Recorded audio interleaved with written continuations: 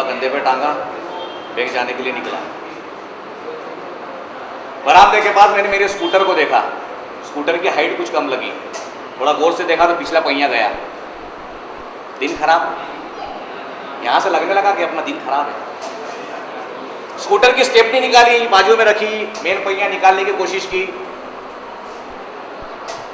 जंग लग गया था। जंग लगने के कारण से नट बोल्ट जो है खुलने का नाम नहीं ले रहे थे। नहीं, आप लोग बताइए, आप सब लोग जानकार हैं, अपन स्कूटर क्यों खरीदते हैं? स्कूटर इसलिए खरीदते हैं कि उसमें स्टेपनी होती है, ज़रूरत पे अपने को काम आ जाए।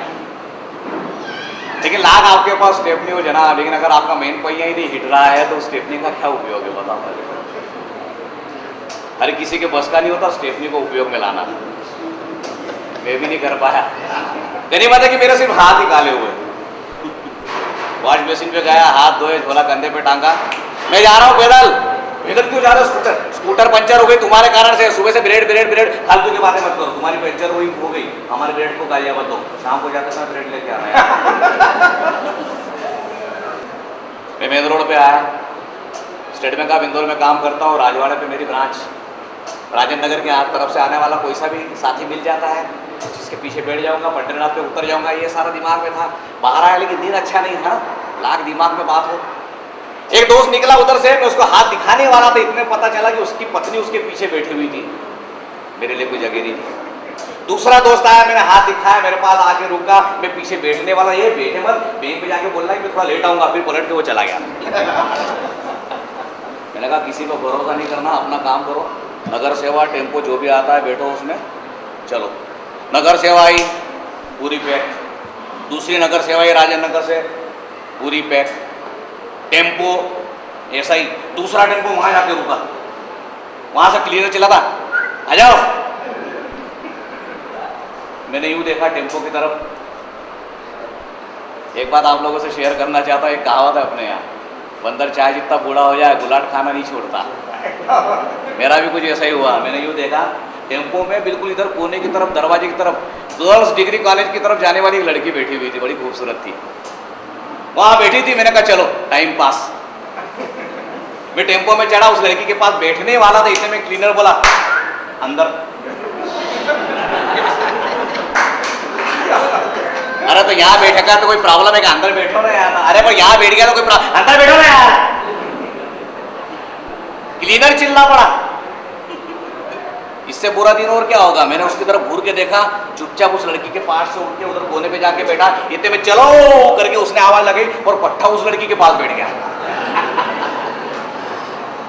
बड़ी खचवाट सी हुई, क्या करूं क्या नहीं करूं, बड़ा गुस्सा था। लेकिन हम कहते हैं ना कला हमारे बहुत काम आती है। मेरे में कहा अभिनेता जो है बड़ा जागरूक हुआ। मैंने कहा अब इसी स्थिति में हमें पंडरीनाथ तक जाना है, तो मैंने सामने देखे हुए लोगों की तरफ देखना शुरू किया, बैठे हुए लोगों की तरफ, ऑब्जर्वेशन। कुछ बड़े मजेदार कैरेक्टर्स मिल जाते हैं अभिनय करने के लिए, बड़े मजेदार। मतलब कुछ लोगों को ऐसे कोई कारण नहीं रहता, यूँ ही करने की आदत रहती है। और क्या वो गया था मैं वहाँ पर कुछ भी, तो ये एक कैरेक्टर पकड़ में आया। कुछ लोग पता नहीं क्यों खुजालते हैं, पता नहीं कोई कारण नहीं, वो पकड़ गए ऐसे कुछ कैरेक्टर। तो मैंने कहा सामने बैठे हुए में से कोई कैरेक्टर मिल जाता अपने नाटक में, कहीं काम आ जाए अपने।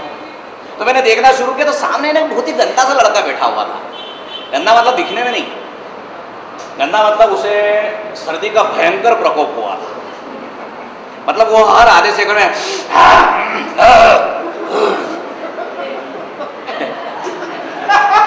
मतलब मैंने ये आपको अभिनय करके बताया, वो विथ मटेरियल था। इतना गंदा लड़का सामने बैठा हुआ था, वो हर आधे सेकंड में ऐसा चल रहा था उसका। और उसके पास में एक सोफिस्टिकेटेड महिला बैठी हुई थी। सोफिस्टिकेटेड महिला कौन? जो ओठों को लिपस्टिक लगाती है वो। सोफिस्टिकेटेड महिला मतलब वो जो ओठों को लिपस्टिक तो लगाती है, लेकिन बात करते समय आपस में मिलने नहीं देती। इतनी नफासत पसंद, ओठ खराब नहीं होना चाहिए, उसके पास में इतना गंदा लड़का बैठा हुआ। इतनी साफ सुथरी महिला, उसके पास में गंदा लड़का। वो महिला बड़ी कसमस आ रही थी, उसको समझ में नहीं आता क्या करे। लड़का अपना चल ही रहा था उसका। आखिरकार उस महिला से रहा नहीं गया, उसने धीरे से बोला बेटे बेटे हैं बेटे बेटे, तुम्हारा पास रुमाल नहीं है, तुम्हारा पास रुमाल नहीं है लेकिन दूंगा नहीं। इतने में अन्नपूर्णा आ गया। अच्छा लगा मेरे को, लड़का बड़ा बढ़िया कैरेक्टर मिला।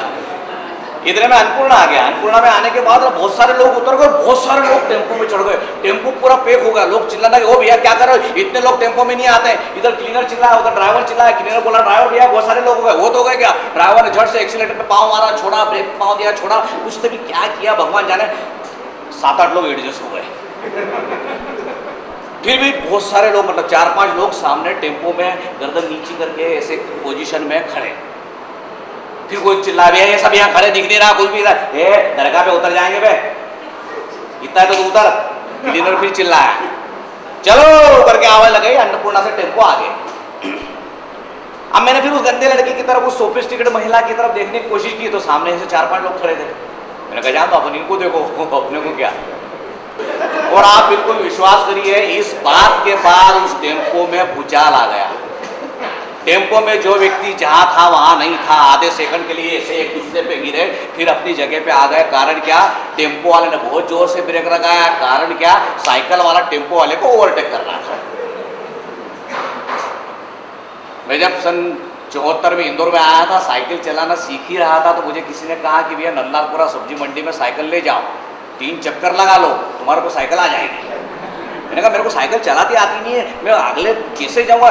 बेवकूफ़ को कुछ नहीं करना है, अगला पहिया घुसेड़ दो, पिछला अपने आप निकल जाएगा। ये नियम साइकिल वाले हमेशा फॉलो करते हैं। टैंकर भी आ जाना सामने, उसको भी वो ओवरटेक ही करेंगे। टेम्पो को साइकिल वाले ने ओवरटेक किया।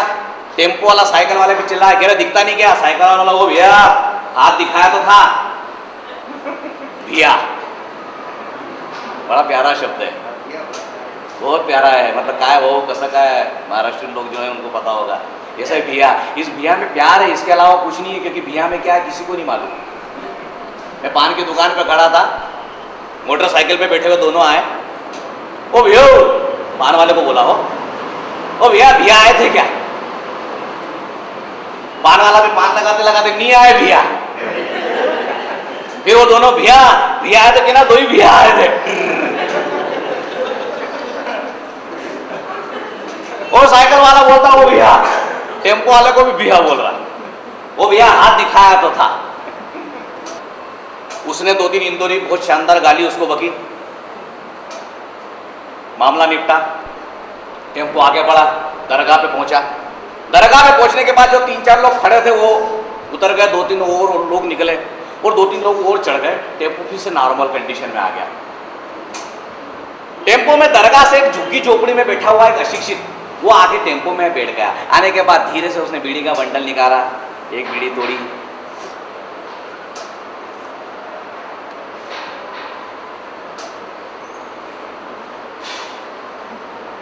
टेम्पो में बीड़ी का बेहतरीन धुआं मार दिया। एक कौन बीड़ी पी रहा है? एक बीड़ी फेंक, टेम्पो में बीड़ी नहीं पीना, बीड़ी फेंक। कहाँ लिखा है ऐसा टेम्पो में? अशिक्षित आदमी शिक्षित लोगों को शिक्षित कर रहा था। अबे बीड़ी फेंको, ड्राइवर भैया बीड़ी फेंकने को बोलो उसको, टेम्पो में बीड़ी पी रहा हो। ड्राइवर उधर से चिल्लाया, क्लीनर ने उसके मुंह से बीड़ी खींची, बाहर फेंकी, वो चुपचाप बाहर की तरफ देखने लगा। लेकिन क्या हुआ, इस बीड़ी के धुएं ने टेम्पो का वातावरण बदल दिया। टेम्पो में न जाने किसी बातें चल रही थी, अब बातों का विषय बदल के कैंसर इस विषय पे आ गया। लोगों ने आपस में बात करने लगे। सामने 2 बैठे थे, मेरे पास 2 बैठे थे, वो बोलने लगे, अरे दादा ये तो बीड़ी सिगरेट मतलब तम्बाकू तो कैंसर क्यों नहीं होता है दादा, इससे कैंसर ऐसा होता है ना ऐसा होता है। बातें चलने लगी। दूसरा बोला फालतू की बात है, महिलाओं को भी तो होता है कैंसर, वो क्या बीड़ी सिगरेट पीती है क्या? तो तीसरा बोला उसमें क्या हुआ, तेरे को क्या मालूम, उनके पति पीते हो तो। अब ऐसी कुछ बातें चलते चलते मेरे पास बैठा हुआ उधर की तरफ वो गंभीर था। उसने बोला देखो यार दादा, बड़ी गंभीरता से बात कर रहा था वो। कैंसर है ने क्या? कैंसर है ने शरीर में पड़ी हुई गठान, इसका इलाज है, क्योरेबल है। शरीर में पड़ी हुई गठान का इलाज हो सकता है, लेकिन मन में गठान मत पड़ने देना। मन में गठान पड़ गई तो वो बड़ा वाला कैंसर है।